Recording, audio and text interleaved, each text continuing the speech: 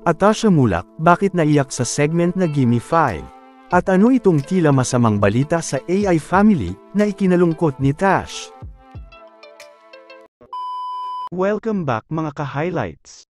Bago tayo magpatuloy ay maaaring mag-subscribe at i-click ang notification bell para updated kayo sa mga susunod pang videos, at paki-like na rin ang video, share at mag-comment na rin. Maraming salamat po.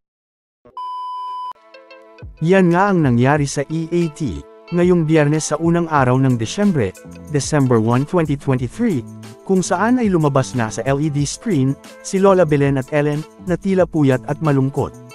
Na tila, nalungkot din sa balitang Kathniel breakup. Na kung saan ay ito din naman ang sinabi ng ilan sa mga nag-comment, sa livestream ng EAT, sa TVJ YouTube channel.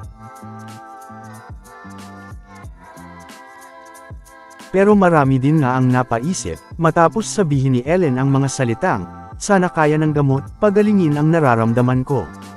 Ito nga ay matapos siyang matanong ng kanyang kapatid na si Tash, kung uminom na ba ng gamot, dahil ayon sa kanyang ate Ellen, she's not feeling well. Sagot pa nga ni Tash na kung si Brad ba, ang dahilan ng kalungkutan ng kanyang kapatid. Kung saan sinabi niyang, si Brad ba yan? Brad ba yan? Brad ba yan? Na tila, ay hiwalay na rin nga si Ellen at Brad. Pero, tanong pa nga ni Bossing, kung ang pinagdadaanan ba ni Ellen, ay pinagdadaanan din ba ng mga kasama nila sa studio? Kung saan ay sinabi nga ni Bossing na, yang bang pinagdadaanan mo, pinagdadaanan din ba ng mga kasama namin dito? Yan ba pinagdadaanan mo, pinagdadaanan din ng mga kasama namin dito? Mensahe pa nga ni Lola Belen para sa lahat na, the journey is never ending, there's always gonna be growth and improvement. Kung saan ay makikita din, ang tila pagkalito at pagtataka ng kapatid ni Ellen na si Tash sa studio.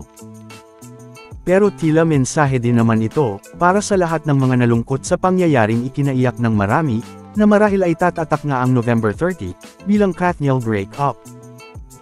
Pero, marami din naman ang mga nagsabing, tila hiwalayan naman ito ni Brad at Ellen, ayon sa mga comments, sa kanilang YouTube livestream.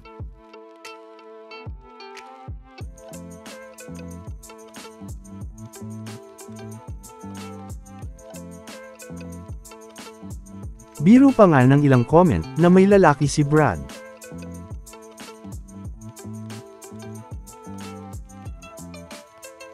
Pero, nang tanungin naman ni Bossing si Ellen, kung okay lang ba itong si Ellen, ay ang sinagot lang ni Ellen ay, I'm trying to deal with my pain.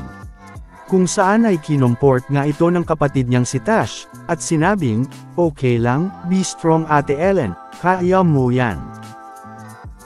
Okay lang, be strong ate Ellen, kaya mo yan.